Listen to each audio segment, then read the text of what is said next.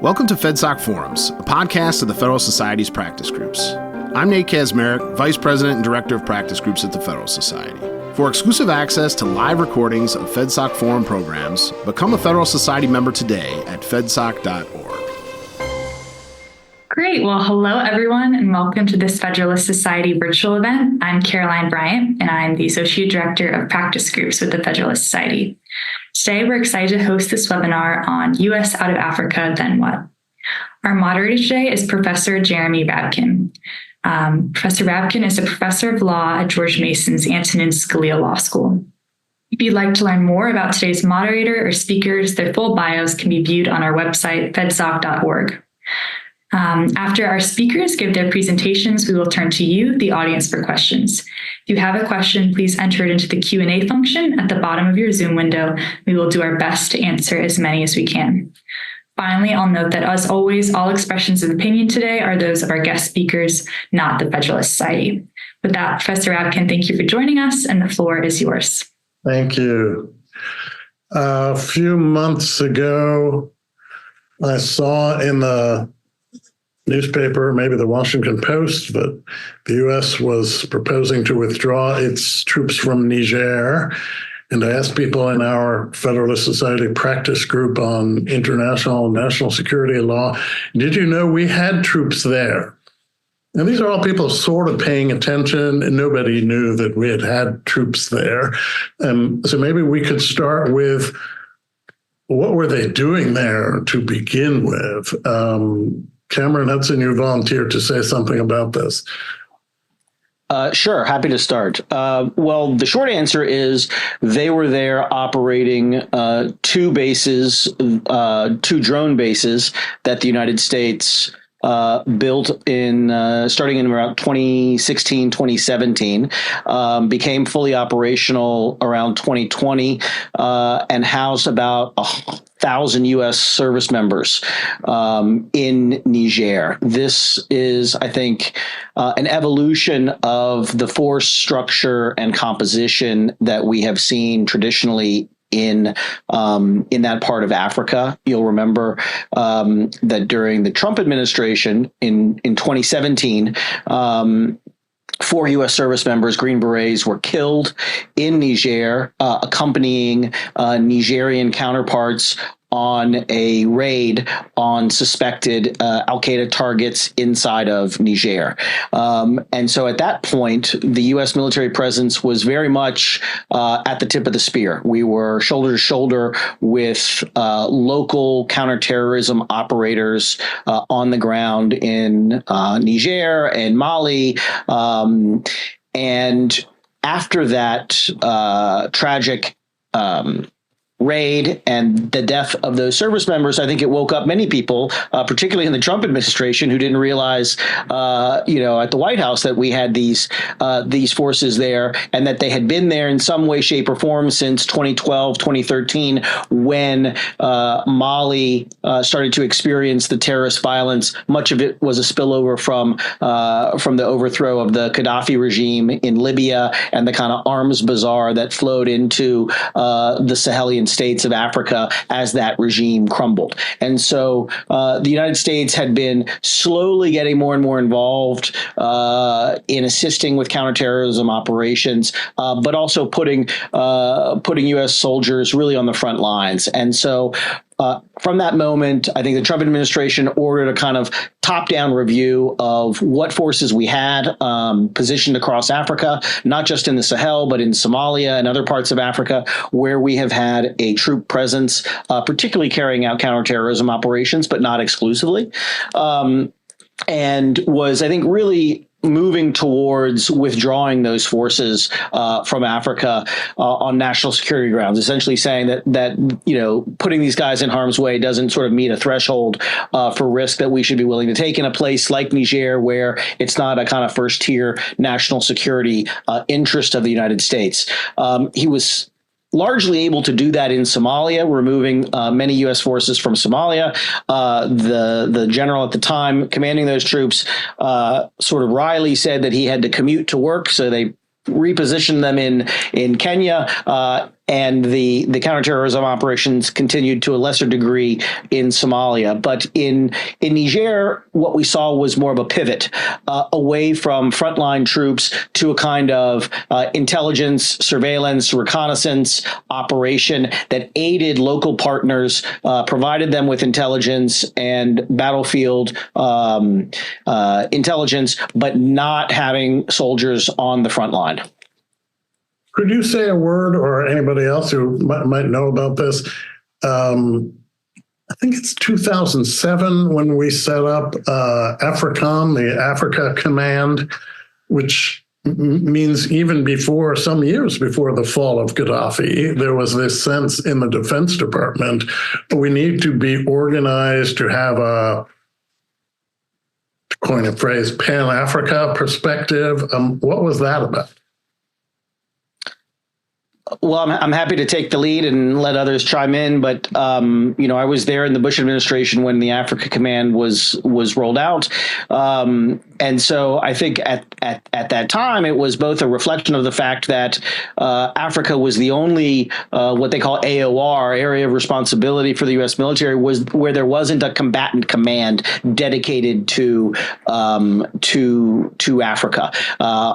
Any operations that had to be conducted in Africa, whether they be humanitarian that the U.S. military would do, whether they were counterterrorism, or whether they were security cooperation, were all done out of the European Command in Germany. And I think there was a growing understanding in the Bush administration that Africa was of growing importance and of growing national security importance to the United States. And so they wanted to put Africa within the defense community on a more equal footing. Hence the creation of the Africa Command. What I would say, however, though, is that the Africans were not particularly keen to having a large command on the continent. We maintain a small permanent base in Djibouti, which is largely for logistics and intelligence, but has a very small command structure, force structure. So the Africans themselves were not particularly keen on a large, U.S. base anywhere on the continent, which is why to this day the Africa Command is still headquartered in Germany, even though it is aimed at Africa. And I would also note that it controls no military assets of its own. So if it wants to deploy tanks or helicopters or battle groups of any kind, it has to borrow those forces from other combatant commands. It is really focused on security cooperation and a kind of a third leg of a diplomatic and developmental stool that the United States uses in Africa. Would you just say in 2007 was the anticipated threat mostly to do with terror networks, or in 2007 did they already have a thought that Russia and China might be intervening in Africa in ways that we'd want to be able to counter? Yeah, I mean, I think that we certainly did not see the threat from Russia and China anywhere near the way we see it today in 2007. Nor were the terror networks particularly, as robust as we see them now. But of course, in the wake of 9/11, which was, just a few years prior to the establishment of AFRICOM, there was a concern about a kind of global war on terror. You had the Shabab coming into existence in Somalia, which remains a top tier terrorist organization for the United States. So there was a burgeoning concern that terrorism could grip Africa. There was early concern that as we drove terrorist forces out of Afghanistan and Pakistan, that they would find their way, much as Osama bin Laden did in the 1990s, to parts of Africa. So I think that was a kind of over the horizon threat that Washington recognized early. Yeah. So let me shift to Michael Rubin. You've written about this. As I understand it, the Biden administration has agreed to this withdrawal from Niger because there came to be a new government there, I think after a coup, which said you should leave. And we had previously left Somalia. But it might be that these are just sort of local fluctuations, and really we still have this capacity and this commitment to be prepared in Africa. But some people, I think, including you, have expressed concern that there's an overall trend towards American disengagement. I want to start with just this direct question to you. Is that how you feel on October 16th, that the trend is toward American disengagement? Let me put it this way, Professor Rabkin. Not only in Africa, but elsewhere, there tends to be a gap between American rhetoric and the reality of American policy. And for those in Washington, that gap is a familiar artifact of the sausage making, which is policy, across both Democratic and Republican administrations. But too often on the ground in places like Africa or the Middle East or elsewhere, when people see this gap between rhetoric or reality, they interpret it, they perceive it in a way that might actually be corrosive to American policy. So, yes, I don't think we're engaging enough. That said, Joe Biden appears set to make his last trip as president of the United States to Angola in an effort to highlight a corridor, a rail corridor, a trade corridor that will move westward towards the Atlantic Ocean in a conscious effort to compete with China to pivot the orientation of trade from the Indian Ocean basin towards the Atlantic Ocean basin. Unfortunately, that may be too little too late. And across both Republican and Democratic administrations, we tend to have a tendency to virtue signal our commitment. And while we're virtue signaling our commitment rhetorically, the Chinese are building infrastructure, whether it's needed or not is another question. Right outside the presidential palace in Bangui, in the Central African Republic, I stumbled across a monument that was built to celebrate the Wagner Group, protecting the Central Africans from all sorts of ills. And it's that sort of on-the-ground propaganda that the United States is not good at countering. You're saying they have a presence and we are shadowy and remote. I would say that. And one additional point I would make, Professor Rabkin, is that United States policy still seems geared to a perception of Africa that we hold that's actually rooted in the way Africa was 20 years ago, rather than the way Africa is today. And that can lead to a dissonance in policy. But when you said with regard to the Sahel, I mean, is this simply just sort of a local issue? When we have the broad picture, you can see the ebbs and flows of stability and instability in Africa. And this is certainly the case in the Sahel. A lot of people forget that Mali was once seen as the poster child of democracy and stability. It was rated free by Freedom House and had successive democratic elections. Now it's a Russian satrapy, depending on who you talk to. But in general, in Southern Africa, in portions of Central Africa, though certainly not the Democratic Republic of Congo. In Somaliland, which we don't recognize, democracy is on the march in a very positive way, and we undermine our national interests when we ignore what is going on in Africa. Okay, I want to spend most of our time talking about what the stakes are there. But before we get any further, I want to bring in Tom Lee just to clarify the legal framework here. So as I understand it, we've had some military deployments over 3 successive administrations. Troops go in for different purposes, they're withdrawn, maybe they go back. That seems to be what happened in Somalia. They were there, they were withdrawn, they were sent back. Just first, make this clear to us, Tom. Is this totally up to the president? Just as a matter of law, he can deploy these troops and he can withdraw them, and it's his call and he needs no authority from Congress? So, thank you, Jeremy.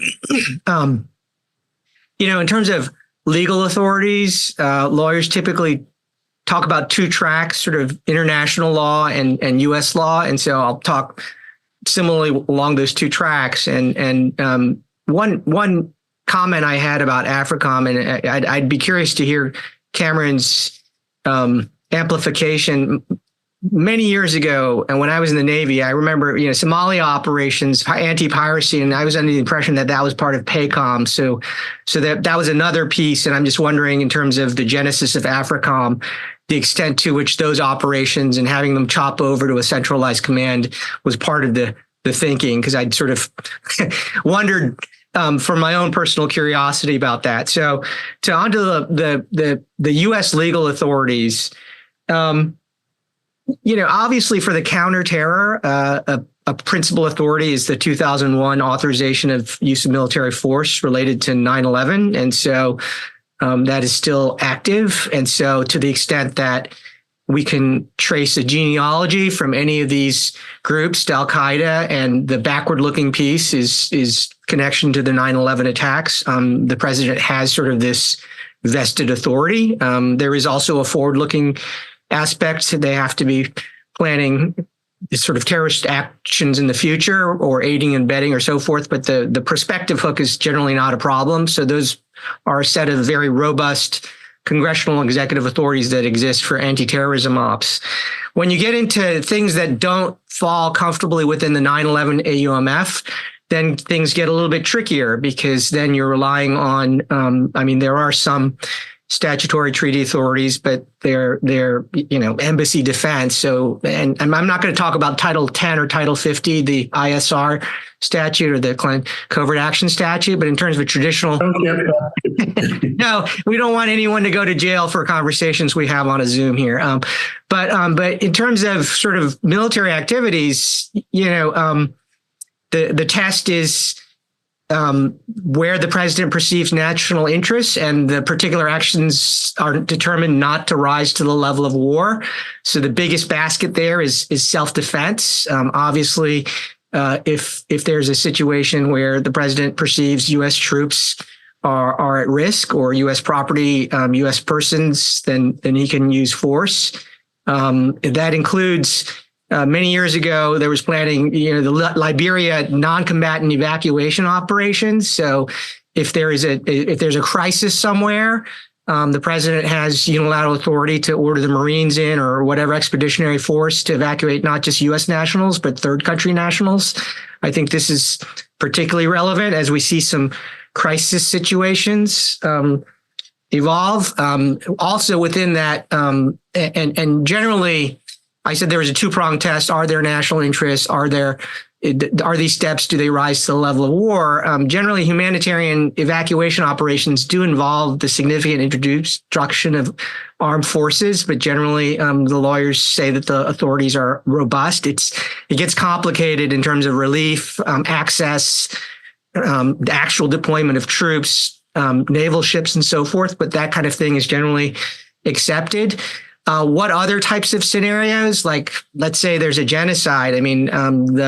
It's a public opinion in the Trump administration, the Syria use of chemical weapons. One of the aspects of the natural interest analysis there talked about regional stability, and also arguments based on sort of the humanitarian crisis developing, right? And so it seems to me that it would be plausible for a president who chooses to intervene in some limited way in a humanitarian crisis, other than an evacuation operation, to make some kind of argument. It would have to be more of a one-off rather than a sustained military operation. It's hard to conceive of, from an operational perspective, what that might look like in a genocide type situation. But I think that from a U.S. perspective, those are sort of the set of legal authorities I think are most relevant to Africa operations. Over.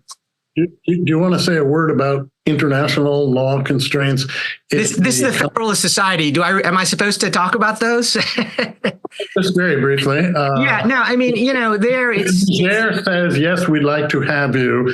Does that end the legal question? Right. So Security Council authorization is sort of the gold standard. I think in this current environment, that's not likely to happen on many Africa-related issues for the geopolitical factors that Michael and Cameron have talked a bit about, and you've hinted to. Self-defense is a valid justification, and that includes own force self-defense. So we have I don't know what the official count is in Djibouti. We've got 2,000 plus, forces there. And so if they're being attacked, they can engage in proportionate response to attack. And then there's always invitation, which is if one of the countries actually invites us to participate. I mean, that's considered a valid ground under international law. It's disputed whether humanitarian intervention, like in a genocide Rwanda type situation, whether that's a freestanding ground independent of Security Council a resolution. The Belgians, the British, several European countries think it is. The United States official position is that it isn't, but there is sort of this argument out there among some countries that there's a sort of a customary international law norm that if there's sufficient evidence of a grave genocide, then unilateral intervention or collective intervention short of Security Council authorization is lawful. But that is something on a huge and terrifying scale. It's not just terrorism. Yes, that's right. Yeah. Okay, so let's dig into current concerns. I want to go back to start with to Michael Rubin. Seems to me if your concern is to demonstrate a presence, like we care about you and we're engaged and we want to be your partners, it's maybe not necessarily the best thing to have a military deployment with drone operators. Or is there some way in which actually, no, that's good too, because it shows that we're prepared to kill and be killed? No, it's a great question. First of all, let me start with my broader framework, is that when a vacuum exists, it's seldom the forces of altruism which fill it. It's rather groups like the Islamic State or the Russians, or you can name any sorts of other malign groups or ideologies. Now, getting to your point, does it necessarily need to be filled by the military? The answer to that is no.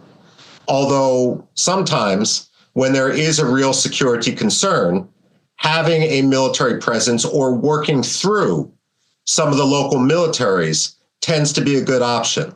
Look, if the United States isn't truly going to get involved in Africa, I rather, for example, work with India, which has local experience from its diaspora communities on the continent and can fill the vacuum in a way which is a lot less deleterious to security. Now, if we were going to bring on the military side, building up local capacity, a soldier from Chad or soldier from Somaliland, and plop them at the Naval Postgraduate School, they're going to be like a fish out of water when it comes to some of the topics that are taught. So to kill two birds with one stone, what I would actually do from a policy perspective is let's find good military academies in the region, in Malawi, in Ghana, in Rwanda, and actually work by offering scholarships to get interoperability among some of the local African states. If we're instructors there, just as with the Marshall Center in Garmisch, Germany, it gives us an intelligence perspective. It helps build the relationships, but it also builds the interoperability and allows Africans to learn African lessons from other Africans rather from Americans with their 8,000-mile screwdriver. So I do think we can do a lot more with less. Many of you may be familiar with the Olmsted Fellowships, which are like the Rhodes Scholarship of the military community, where you have 05s, 06s, lieutenant colonels, colonel level, who are selected to go to foreign military staff colleges, study and live with host families. Why are we doing this with London or Paris when we could be doing this with Kinshasa or Kigali? That is how I would actually more creatively assert American, if you will, interest and leadership on the continent. And the last point I would make is what has frustrated me, and this isn't just an Africa thing. When the U.S. president, Democratic or Republican, travels, they fill Air Force One with journalists. When President Recep Tayyip Erdogan in Turkey or Emmanuel Macron in France or the Chancellor of Germany or the President of Russia in the past would travel, they fill their planes with businessmen. And that ultimately is how you build the relationship, which is what your question was getting at. But with that, let me turn the floor back to you. Yeah. So this reminds me of this startling fact that I learned serving at the U.S. Institute of Peace. We actually do invest in training people to do various kind of peacekeeping missions in Africa. The country that does either the most or the second most training of people to do these missions is China, which is like really startling. And you'd have to think they're extremely desperate if they're taking their instruction from China. But I mean, they are sort of engaged at some level, even at this training level. Very quickly, one of those issues, and I just throw it out there without an answer, because legally it's interesting. I've embedded myself a couple times with the Rwandans in northern Mozambique, in the Central African Republic. And given that you have UN peacekeeping, which is hit and miss, you've had successful peacekeeping missions, Liberia, Sierra Leone, Cote d'Ivoire. They picked up, folded up shop, gone home when they established their missions. Then you have others like in the Democratic Republic of Congo, which are, I can't, just not the most effective. Multi-billion-dollar operations, which have continued for decades. What the Rwandans have done is married bilateral deployments to UN deployments. So they get the legitimacy of the UN, but if it comes to chasing after a particular fugitive and interrogating him to get actionable intelligence with a ticking clock, their bilateral side will do that and share the intelligence with the United Nations rather than go through the bureaucracy of the UN, which will take 3 weeks or more. And so and it's been a model which has been very successful, but it's also interesting, and you need to have the head of, functionally speaking, the head of the local UN mission be from the same nationality as the bilateral deployment. So two groups operating under different rules. So I want to focus for a minute on Russia, because it seems to me that Russia really is, in economic terms, just a pygmy. It's not buying a lot. It's not selling a lot. And the Wagner Group is the one important export, so far as I understand it, which is, do you need to intimidate people? We have people who are really good at that, and we would be happy to make them available to you. Does the success of Wagner in getting itself, is hired the right word? Contracted, anyway. They found a lot of business opportunities there. Does that in itself suggest the United States has, fallen down in its responsibility or its capacity? Or is it that they are offering a level of brutality that we couldn't possibly compete with? So we have to think of a different way of responding to that, but it's not trying to be a better behaved Wagner. Do you have an opinion about that, Cameron? And then I'll come back to you, Michael. Yeah, I think the reasons for Wagner are many, quite frankly, some of which are a response to their relationships with not just the United States, but the West, I think, more broadly. But I think, first, it's important to just look at where the Wagner Group is engaged or has been engaged in the last few years in Africa, and they're in weak and failing states. These are not in democratic states. These are not in states with strong institutions. So it's the Sahelian states, Mali, Burkina, now Niger. It's Sudan during its war. It's the Central African Republic. Incredibly weak states. And I think that if you think of the Wagner Group almost as a virus, then it looks for certain conditions in its host in order to take root and to take hold and to thrive, right? And it requires weak states and weak institutions, some level of chaos or instability. Typically, there's a component of commerce. So whether it's mineral rights or logging rights or some way for this deployment to self-finance is typical.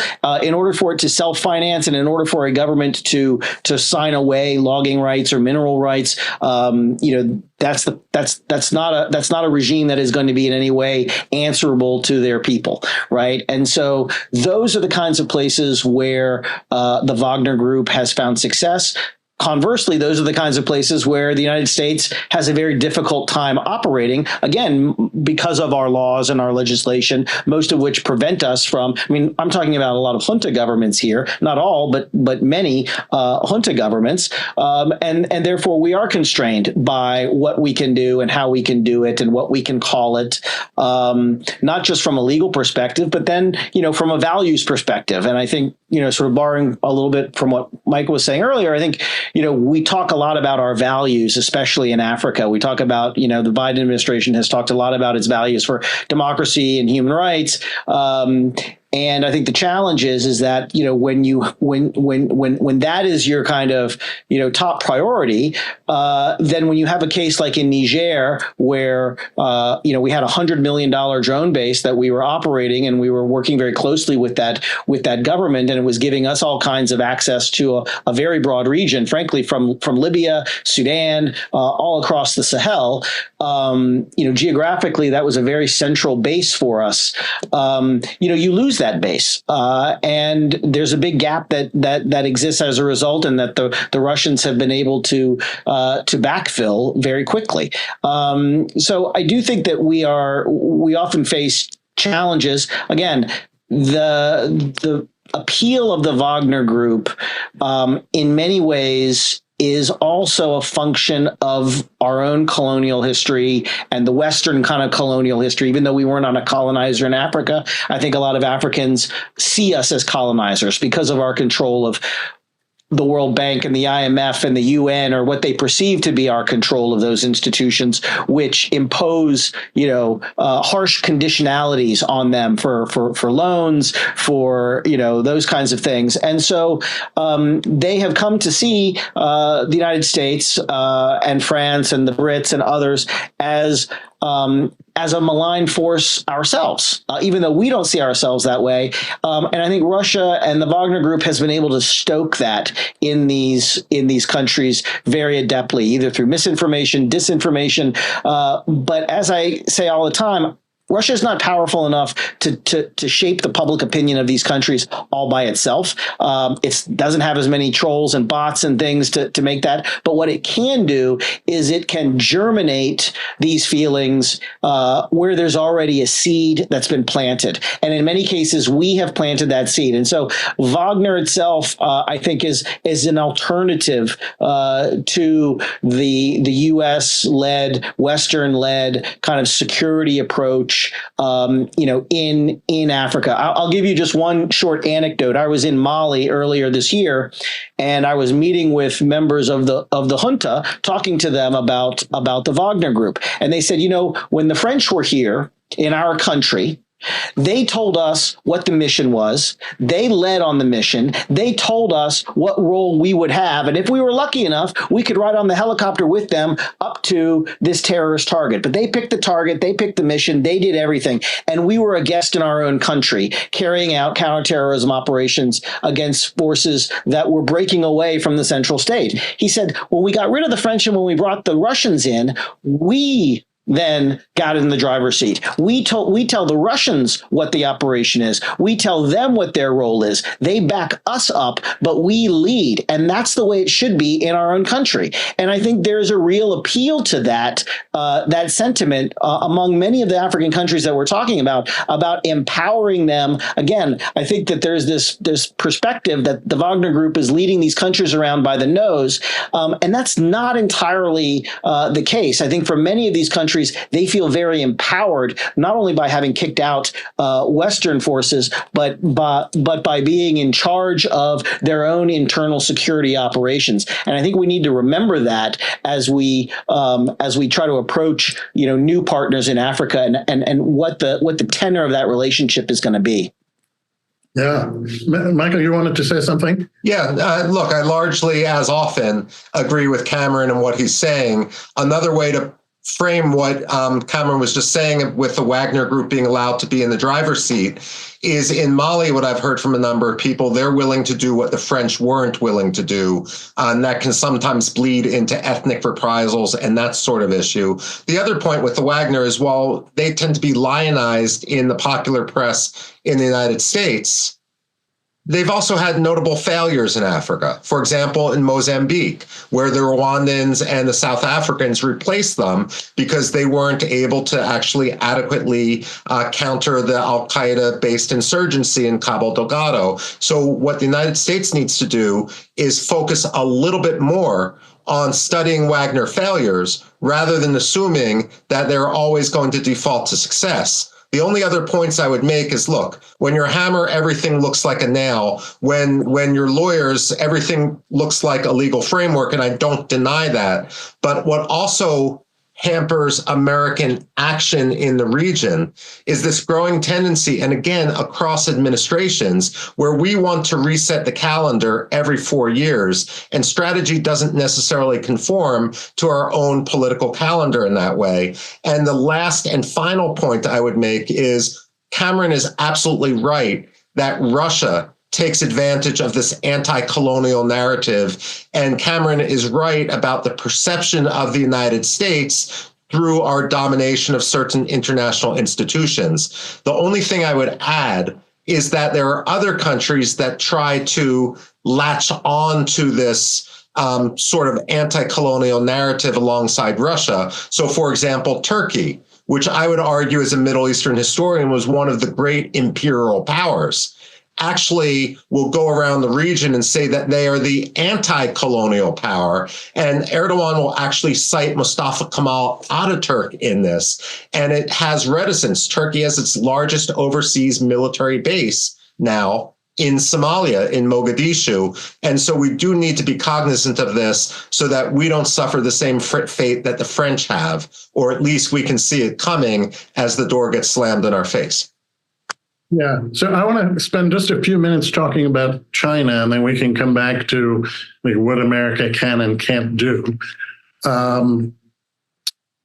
It seems to me China is really, at least potentially, in a very different position from Russia because it can cultivate extensive economic ties with various countries in Africa. But both as a buyer of African raw materials, but also as a provider of services in construction and in other areas. So potentially China is a more robust and long-term player there. Would it be wrong to view this as almost a zero-sum relationship with American interests, that the more China expands its engagement, the more threatening that is to the United States, or is that too alarmist or pessimistic? I'll start with Cameron, and we'll come back to you in a minute, Mac. Well, Professor, I would say that it shouldn't be a zero-sum game, but I think a lot of people in Washington view it as a zero-sum game. I think, maybe a more optimistic view would be that we should be growing the pie rather than fighting over slices that don't get any bigger. I think, when you think about China, when I think about China in Africa, Washington missed the boat, I think, on China's ascendancy on the continent by about 20 years or more.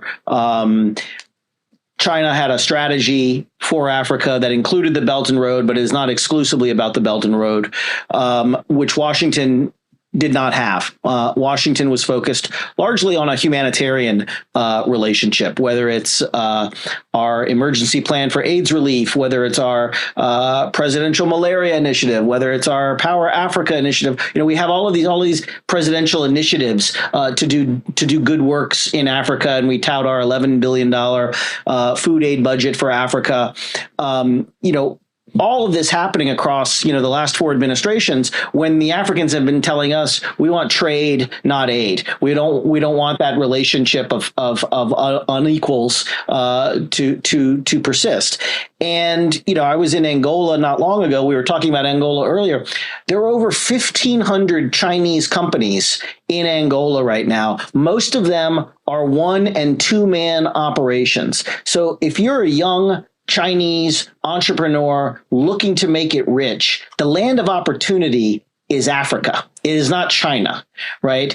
It is Africa. And so you have, by the thousands, Chinese entrepreneurs going to Africa, doing small deals, growing those deals, bringing their families. We cannot incentivize enough American companies to want to go to Africa, right? We have these presidential initiatives now under our Development Finance Corporation, and it was referenced earlier, this Lobito corridor. I don't know if that's a scalable or a replicable project. It has taken very much a whole of government to try to launch this initiative, which is I think drawn from the Belt and Road playbook. But the fact is, I think we will struggle to compete with the Chinese until our private sector sees what China's private sector sees in Africa. And I think that's going to be very difficult. I mean, I was talking about this the other day, and, on the front page of the New York Times the day I was talking about was a monkeypox outbreak in the Congo and the civil war in Sudan. And that is how most U.S. media treat Africa. That is, that is the view of Africa today. And that view trickles into the debt markets and finance markets and entrepreneurial markets and the opinion pages of the Wall Street Journal. And so that's how our business community largely perceives of Africa as a continent of risk, right? And risk mitigation.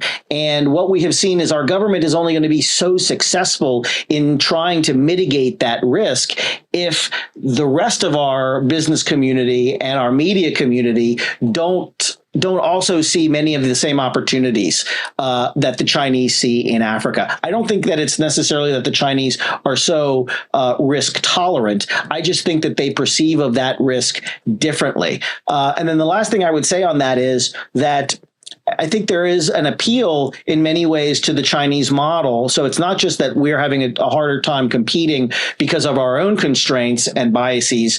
It's also because the Chinese, they come into these countries and they say, to Zambia, they say, China was you 40 years ago.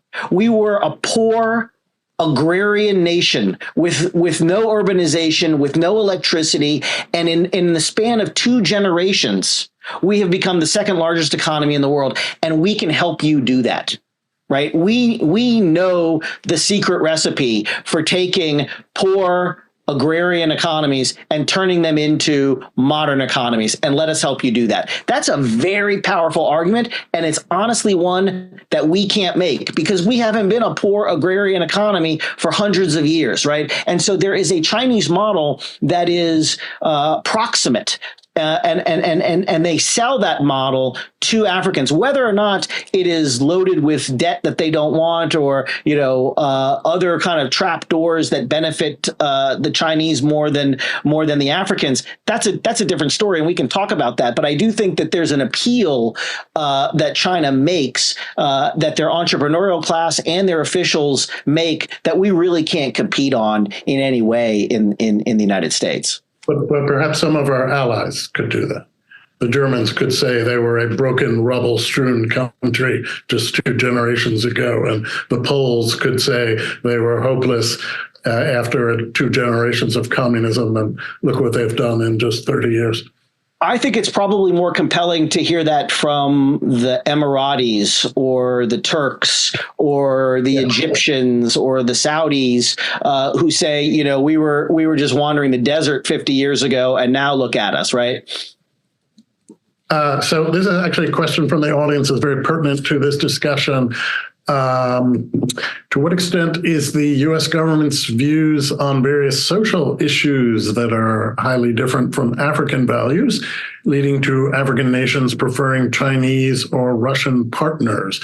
Maybe we hector these countries about human rights in ways that it doesn't occur to the Russians or the Chinese, and maybe that's a real comparative disadvantage. Michael Rubin, I think, wants to say something. Oh, yeah. I mean, because this is a complaint I hear repeatedly in various countries to which I go, and it certainly is corrosive to America's policy in the region, that we try to make square pegs fit into round holes. So I've heard numerous times in Africa, how can you tell us to be against female genital mutilation? And at the same time, the next week, without a sense of irony, come to us under the guise of LGBTQ policies and say that you have to have transgender sex reassignment and so forth. Isn't that simply genital mutilation? And the answer is yes. And at the same time, they will say, look, you've got to respect African values. That doesn't mean that they are that they will never change. But in certain countries, for example, Uganda, you can have someone who's going to come to the family dinner with their roommate of 20 years. And a nod and a wink, everyone in their family knows what that roommate is. But it's simply not said, much in the same way that in the United States in the 1950s or 1960s, we would have that same setup. But as soon as you have a foreign power saying you've got to respect LGBTQ policies, then suddenly you create a backlash and you promote societal fissures that actually do more harm than good and hamper you in getting to that broader end goal of tolerance that sometimes we tend to navel gaze in the United States. And it is very imperial to come in and try to run roughshod over local culture and to do it with a sense of progressive arrogance only makes it more impalatable to people in the region. Climate change is another issue we do that on, but I can turn the floor back. Slightly different focus, but another question that we had was, do you anticipate any African nation, I guess other than South Africa, becoming a member of the BRICS? That economic partnership, Brazil, Russia, India, China, South Africa, they're having a meeting just in the end of October. And do any of you think that BRICS partnership has a conceived African strategy?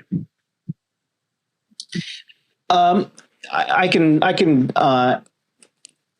answer that. I think that, we saw the BRICS expand for the first time last year to include now Ethiopia and Egypt. So there are now 3 countries in the BRICS plus that are African, and that was something that was pushed for by South Africa. It also includes, incidentally, Saudi Arabia, the Emirates, and Iran. So I think there's a question as to which direction the BRICS are going to take, and I think that the upcoming BRICS summit will do much to kind of shed light on that. Whether BRICS is emerging as a kind of alternative to a kind of G7 orientation in world governance, in global governance, whether its intent is to create a kind of parallel currency market to sort of de-dollarize. Many of these countries already are trading in non-dollar denominated currencies for their own bilateral exchanges. What the South Africans have said, at least, is that they don't see an additional round of expansion of the BRICS anytime soon, and they're not supportive of a new expansion. I think my sense is that they're all going to see how the incorporation of these new countries works out. They will set a new agenda. They have said that their agenda is really on trade amongst the BRICS powers. So we will see if they hew to that role. I think, though, that we have to assume and believe that over time, certainly as we invest more in, for example, the G7, for example, our sanctions on Russia were driven out of the G7. You see the United States taking actions, in the international system outside of, for example, the UN. Our invasion of Libya was done through NATO. Yes, we got a Security Council mandate because we wanted cover legally, but that was a NATO operation. We use the G7 to impose sanctions on Russia when we can't get them through the Security Council. So I do think that, we are seeing the BRICS possibly emerge as a bloc that can do the same thing. And so for us, we should be concerned about that in the long term. But I think we have some responsibility for letting the genie out of the bottle, because we have been, using these ad hoc coalitions and ad hoc groupings to advance our own national security interests. If these countries are now going to do that, then I think, we probably have something to do with having planted that seed originally. Before we finish, I want to get a little bit of discussion about American politics, and maybe all of you will say that's not my field. I study other things, but I get your soundings for what they're worth. I noticed when I was doing a little research for this forum, there was actually a motion by Congressman Matt Gaetz to say, because he also learned that we had troops in Africa and looked up and said, whoa, what's that? Let's have a motion now in the House of Representatives, bring them home. And I think he got like 100 votes. Which are almost entirely Republicans, but it's getting to almost half of the Republican caucus. Maybe they voted for it, a lot of people, just as something to tell their voters, and they knew that it wouldn't pass. But do you think that there is a political current in the country which will make it harder to sustain engagement with Africa? And do you have any, I guess, two related questions? Does this turn on the outcome of the November national elections here? Will that make a big difference? And regardless of who wins, are there things that we could do? I don't know who the we is, but people who are concerned about this, to try to shore up American willingness to engage with Africa. Anyone want to start on that?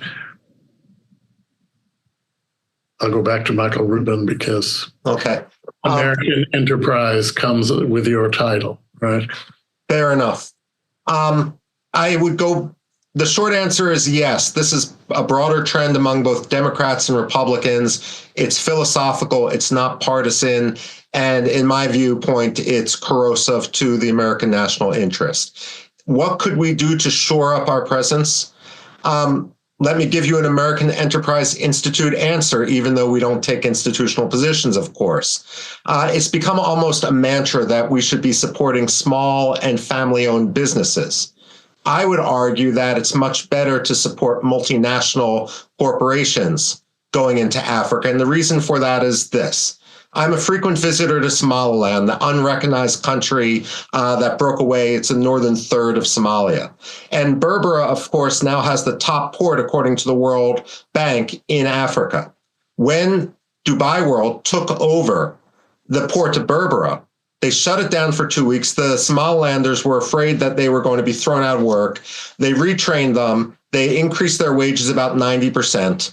And now every time I go back to Berbera, I see follow-on restaurants, hotels, dry cleaners, automobile shops, all sorts of things. The point of this is that when you are a family-owned business, you have a glass ceiling, and that's your family. When you have a much larger enterprise, that provides an opportunity for upward mobility to identify young high school and college students, send them abroad for training, and have them rise up through the ranks, build a middle class which is tied more towards the United States. And so let me conclude with my final remarks that where I think the United States particularly loses out in Africa is where is our brand? We've mentioned Djibouti, highly indebted to China. If you want to indebt yourself to China, be like Djibouti. If you want to have the Russians sort of take over, be like the Central African Republic. Where can we point to and say, this is what happens when you cast your lot with the United States? And unfortunately, across administrations, as we confine our strategy to 4 and 8 year cycles, I don't think we've achieved that. I would suggest Kenya. I would suggest Liberia, which has a special historical connections. But let me turn the floor back. Wait, isn't it Rwanda? I read an article of yours about Rwanda as a kind of inspiring. I think Rwanda has its faults. Rwanda has its benefits. But let me put it this way. I also don't think the United States should punish success. And even when we want to push a country in the right democratic trajectory, we've got to dispense with this notion that we engage in all over the world, but especially in Africa, that we are the only player in the sandbox. Take Mohammed bin Salman in Saudi Arabia and put aside that a reformed absolute monarchy, that if you want to reform an absolute monarchy, you don't get a democracy, you get a reformed absolute monarchy. If we want to push Mohammed bin Salman in Saudi Arabia or another dictator, Abdel Fattah al-Sisi in Egypt, we got to be cognizant if we push them too far, we could be pushing them into the arms of the Saudis or the Russians. And will that ultimately be to the benefit of human rights in that region? Unfortunately, I don't think we have the sensitivity to the realities of the globe to understand that we can no longer dictate in the way perhaps we once did during the Cold War. So I think we just have a minute or two left, but let me ask if anybody has a view of this. This makes sense to me that we should be encouraging American investment. I guess we have the Export-Import Bank, which provides some subsidy. We don't provide any insurance if you go into a risky place. That is, the government doesn't, and probably insurance companies don't want to do that. Is that a feasible project to have the government offer some kind of? Well, this is what FTC does to some extent. Cameron could probably talk about it more, former OPEC. Yeah, so this is the administration, the Trump administration brought it online. It was conceived of even before that, but this is our response to what the Chinese have had for a long time, which is intended to be a kind of one-stop shop for U.S. businesses that are looking to go into places that are of high concern and high interest to the United States, but where going to commercial credit markets or debt markets or risk markets would be too costly and prohibitive to finance a project. So the United States government is willing to do that. So, it's still early days in that project, but Africa is about 60% of the portfolio of the Development Finance Corporation right now. So it is supporting the work that it intended to. I just want to close in answer to your last question about U.S. engagement. I think the problem that we see, and you see it in the strategy that the Biden administration wrote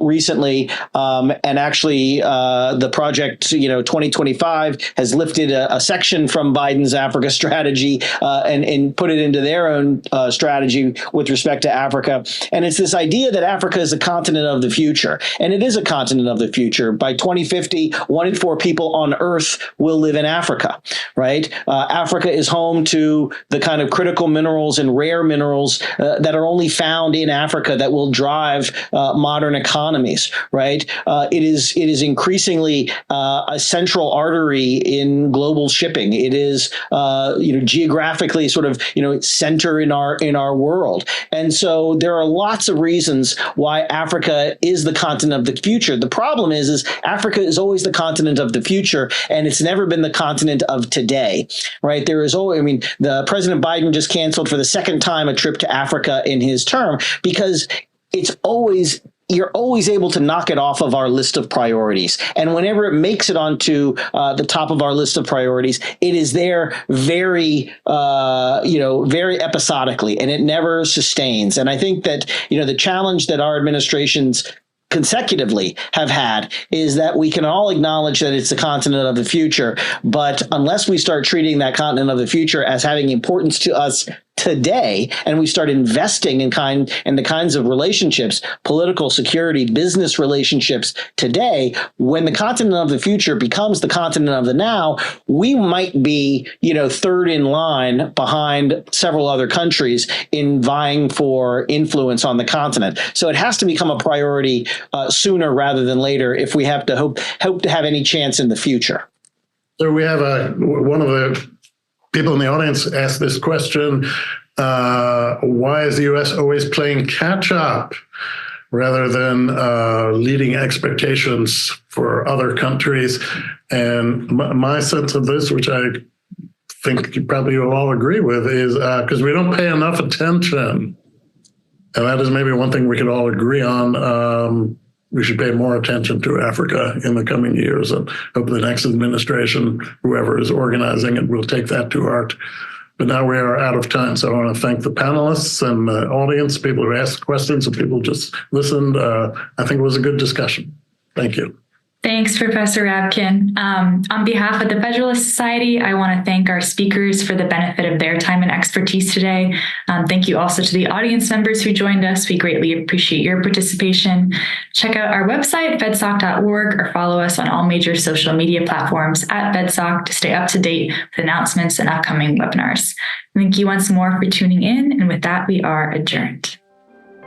Thank you for listening to this episode of FedSoc Forums, a podcast of the Federal Society's practice groups.